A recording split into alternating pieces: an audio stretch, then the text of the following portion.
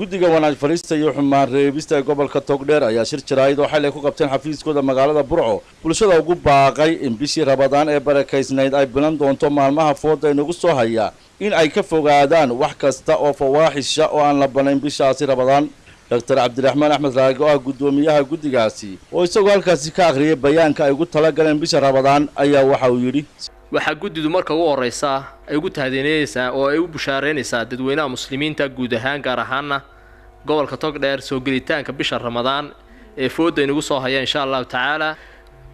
Number 2 waxa guddidu ku baaqaysaa in ay ka digtoonaadaan in maalinta Ramadaan bisha Ramadaan markay bilaato maalintii in xaraan la kariyo. hay'adda wanaag fariista iyo xumaan reebis waxay ku baaqaysaa qodobka labaad in laga digtoonaado sidii horeba looga digtoonaa muqaddasaadka caadiisa in alla la caayo diinta la caayo malaa'igta la caayo in laga digtoonaado waxaana la geenayaa maxkamadda wuxuu mutaysana waa lagu xukumaya. qodobka saddexaad waxaan ugu baaqaynaa dadweynaha reer Burco in ay ka dheeraadaan anshaxumada waxa ugu horeysa isla joog wax la yiraahdo. qodobka labaad ee anshaxumada ee aan ka digayno waxa ka mid ah in laga digtoonaado waxa la yiraahdo dhalinyarada iyo hablaal isu geliyo la isugu geeyo guriyo ama dhaantaha ciyaaraan ama ciyaaraha ku marmarsoodaan. qodobka saddexaad waxaan ugu baaqaynaa meelaha xafladaha lagu qabto sida hudheelada iyo guryaha waaweyn in markaa anshaxumada ay ka dheeraadaan.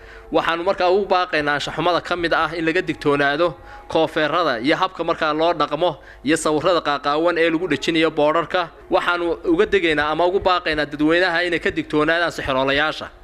waxaan ogeysiinaynaa dadweynaha reer Soomaaliland guud ahaan gaar ahaan gobolka Togdheer in markaa la ansixiyay hay'ad markaa anshaxumada daba gasha oo ay taageersanayaan hay'adda wanaag fariista iyo xumaan reebista oo ilaa guurtida ilaa baarlamaanka ilaa madaxweynuhu ansixiyay.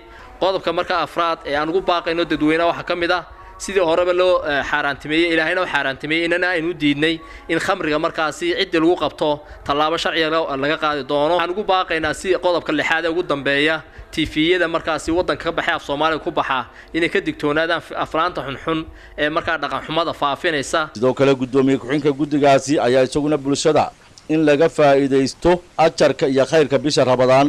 Axmed Digaale, Home Cable TV, Burco.